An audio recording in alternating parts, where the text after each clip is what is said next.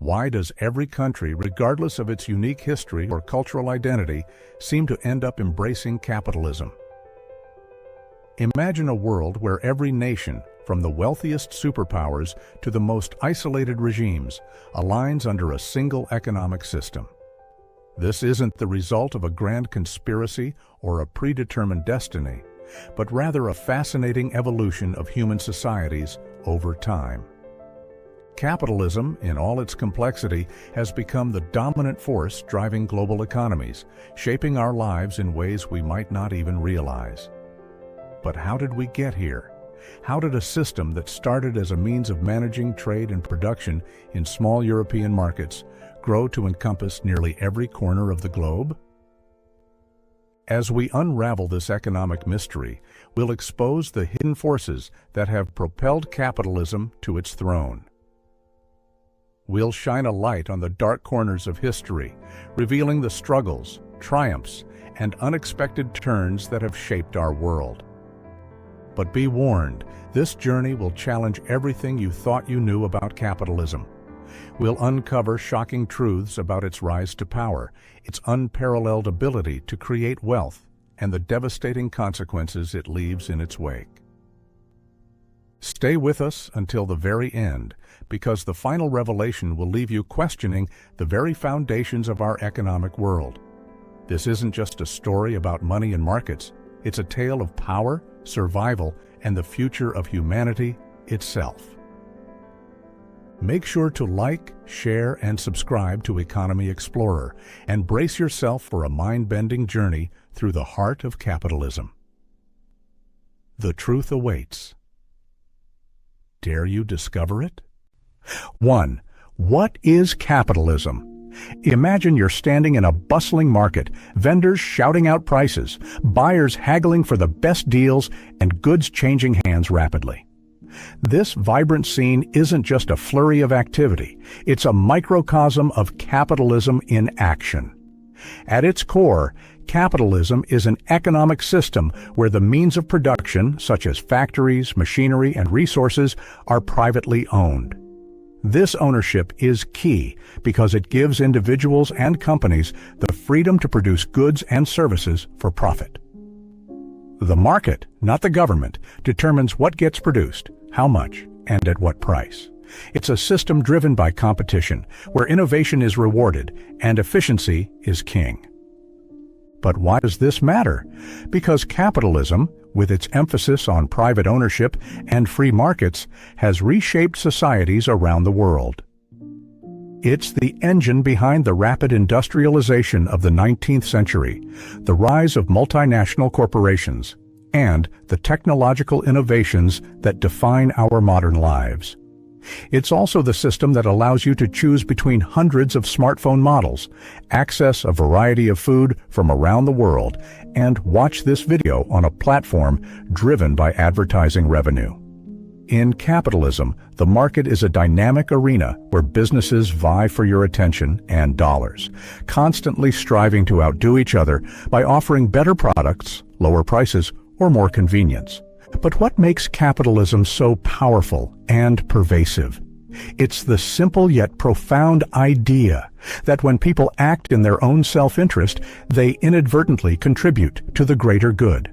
This concept, famously described by economist Adam Smith as the invisible hand, suggests that individuals seeking to improve their own lives, whether by starting a business, investing in stocks, or simply buying goods, end up benefiting society as a whole.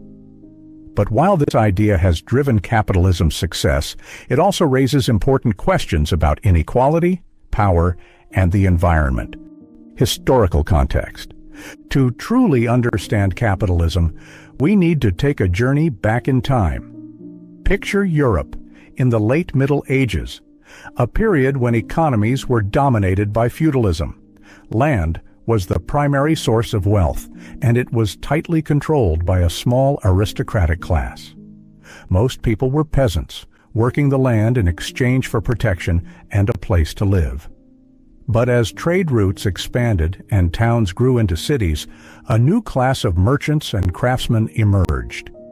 These were the early capitalists, individuals who made their fortunes not through land ownership, but through trade and the production of goods. Fast forward to the 18th century, and you find the seeds of modern capitalism being sown during the Industrial Revolution. Factories began to sprout up, driven by advances in technology and the availability of raw materials. People flocked to cities in search of work, and for the first time, wealth was generated on an unprecedented scale. The rise of industrial capitalism transformed economies, shifting the balance of power away from the landowning aristocracy and towards a new class of industrialists and entrepreneurs. But this transition wasn't just economic, it was cultural and political as well. The spread of capitalism was closely tied to the rise of liberal democracies, where the idea of individual rights and freedoms supported the notion of free markets. Capitalism and democracy became intertwined, with each reinforcing the other. But this historical journey also comes with its share of conflicts and contradictions. The role of competition and innovation. Now, let's think about what happens in a capitalist market. Imagine you're running a business, maybe a small coffee shop. To succeed, you need to attract customers, keep costs low, and offer something that your competitors don't. This need to outdo others is the driving force behind competition, one of the key features of capitalism. Competition encourages businesses to innovate, to find new and better ways of doing things. It's why companies constantly release new smartphone models, why restaurants update their menus, and why tech firms invest billions in research and development.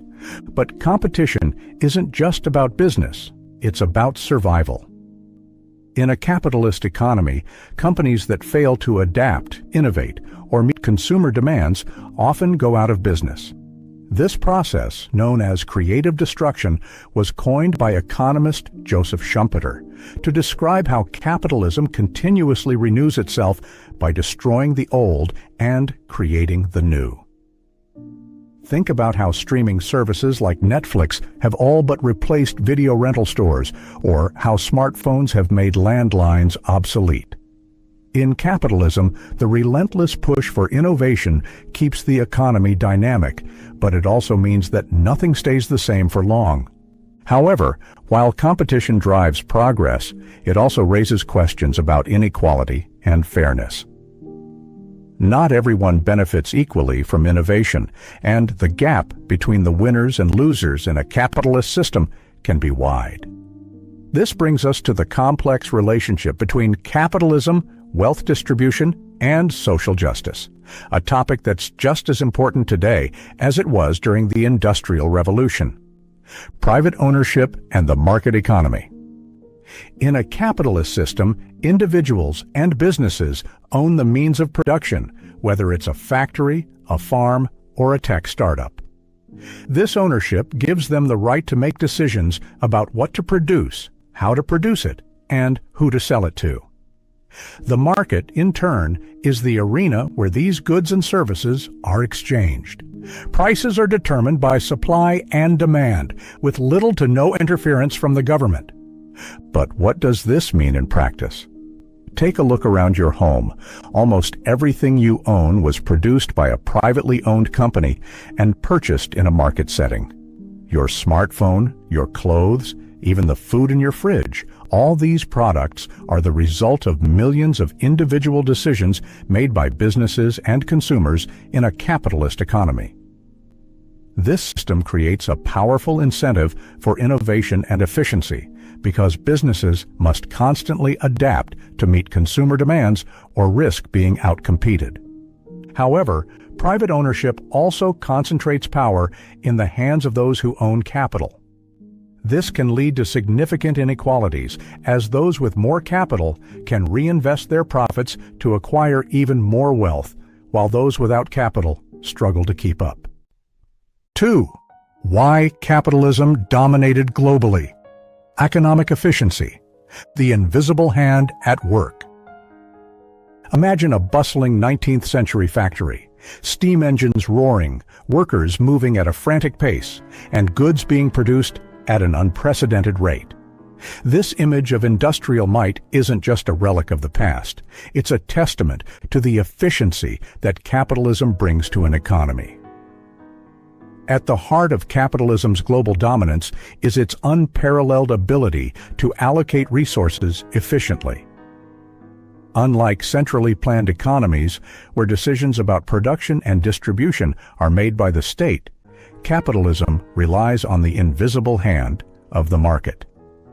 Here, millions of individual choices, from what to buy to where to invest, guide the economy towards optimal outcomes. But why does this matter?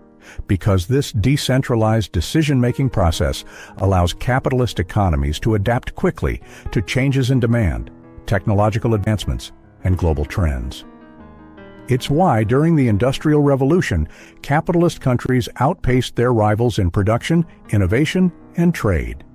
The result was not just more goods and services, but also the creation of a middle class that enjoyed a standard of living unheard of in previous centuries.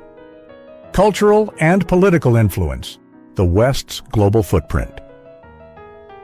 Picture the aftermath of World War II, a world divided between the capitalist West and the communist East. The Western Allies, led by the United States, emerged not just victorious, but as the global champions of capitalism. Through institutions like the International Monetary Fund, IMF, and the World Bank, the U.S. and its allies promoted free market policies across Europe, Asia, and eventually the rest of the world. But it wasn't just about economic policy. It was about ideology. Capitalism was intertwined with the values of freedom, democracy, and individual rights, principles that resonated with many nations looking to rebuild after the war.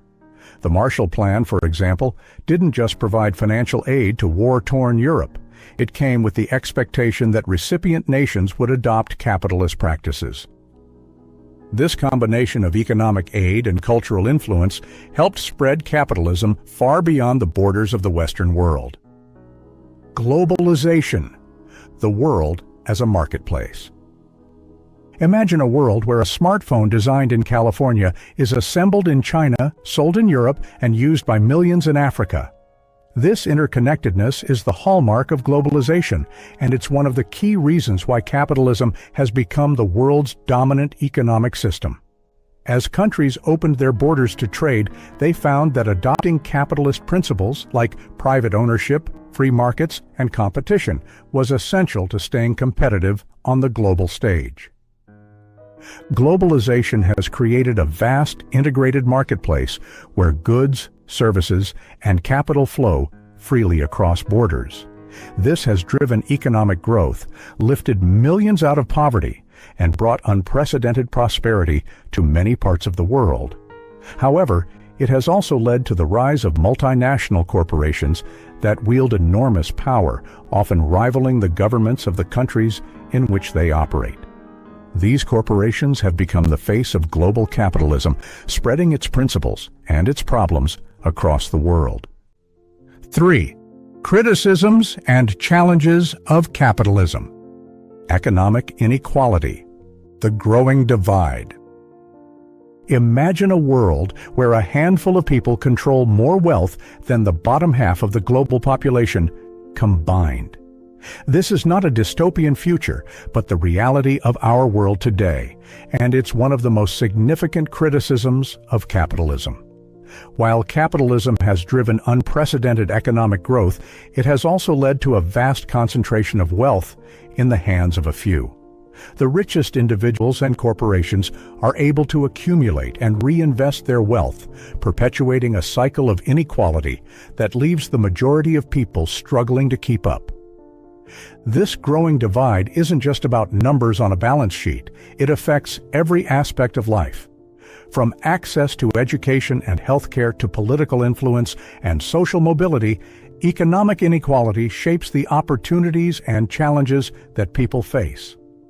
The concept of the American dream, where anyone can rise from rags to riches through hard work, is increasingly out of reach for many as the barriers to success grow higher. And it's not just in the United States. Around the world, the gap between the rich and the poor is widening, sparking social unrest and challenging the very foundations of democratic societies. But economic inequality isn't just a moral issue, it's also a practical one. As the rich get richer and the poor get poorer, consumer spending, the lifeblood of capitalist economies, begins to stagnate.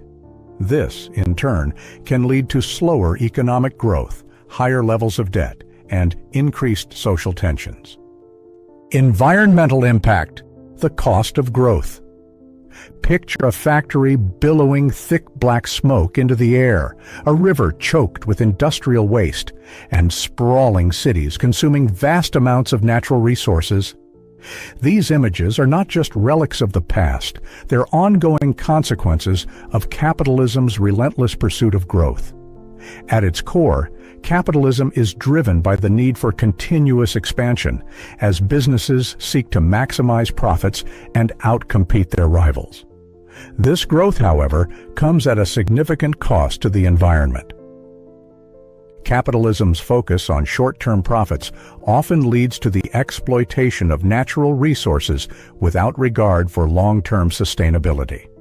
Forests are cleared for agriculture, oceans are overfished, and fossil fuels are burned at an alarming rate, all in the name of economic progress. The result? Climate change, loss of biodiversity, and widespread environmental degradation.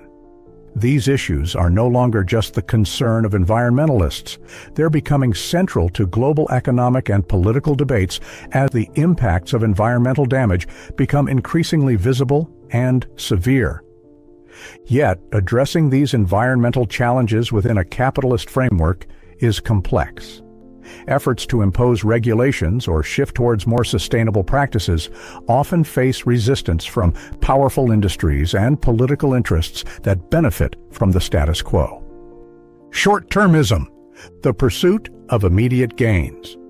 Let's consider a common scenario. A company facing pressure from shareholders to deliver strong quarterly earnings. To meet these demands, the company cuts corners, slashes costs, and postpones long-term investments that could benefit its future growth. This focus on short-term gains at the expense of long-term stability is a pervasive issue in capitalist economies, and it's known as short-termism. Short-termism is fueled by the structure of financial markets, where investors and executives are often rewarded for prioritizing immediate profits over sustainable growth. This can lead to decisions that are good for the bottom line in the short run, but disastrous in the long run, such as neglecting infrastructure, underinvesting in research and development, or ignoring environmental and social responsibilities. The 2008 financial crisis is a stark example of the dangers of short-termism, where risky financial practices, driven by the desire for quick profits, led to a global economic meltdown. But short-termism isn't just a problem for businesses, it affects society as a whole. When companies focus on immediate gains, they often fail to address broader issues like climate change, income inequality, and social welfare. Governments, too, can fall prey to short-term thinking, prioritizing policies that deliver quick results at the expense of long-term planning. Globalization and its discontents. Imagine a world where products are made in one country, assembled in another, and sold in yet another, all at the speed of modern transportation and communication. This is the reality of globalization, and while it has been a driving force behind capitalism's global dominance, it has also created a host of new challenges. Globalization has led to the rise of multinational corporations that operate across borders, often with little regard for the economic and social conditions of the countries in which they operate. One of the most significant criticisms of globalization is that it has contributed to a race to the bottom, where countries compete to offer the lowest labor costs, the weakest environmental regulations, and the most favorable tax conditions to attract multinational corporations. This race can result in poor working conditions, environmental degradation, and a lack of investment in public goods like education and healthcare. Moreover, globalization has accelerated the concentration of wealth and power in the hands of a few, further exacerbating global inequality. However, globalization also brings benefits such as increased access to goods and services, the spread of technology, and the potential for economic growth in developing countries. But these benefits are unevenly distributed, leading to growing discontent and a backlash against global capitalism. 4. Why countries continue to adopt capitalism. The promise of economic growth, chasing prosperity. Imagine a country struggling to lift its population out of poverty, its leaders desperately searching for a way to jumpstart economic development. In many cases, capitalism presents itself as the most viable solution. The allure of capitalism lies in its promise of rapid economic growth and the potential to elevate living standards. For nations looking to escape the grips of poverty, the capitalist model offers a clear path. Embrace free markets, encourage private investment, and watch as wealth begins to accumulate.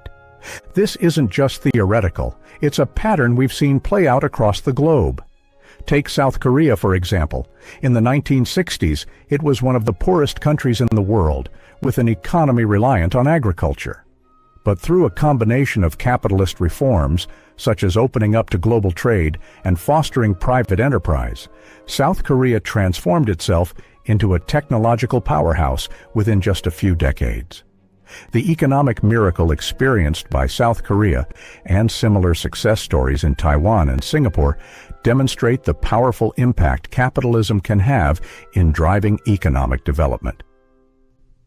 Political stability.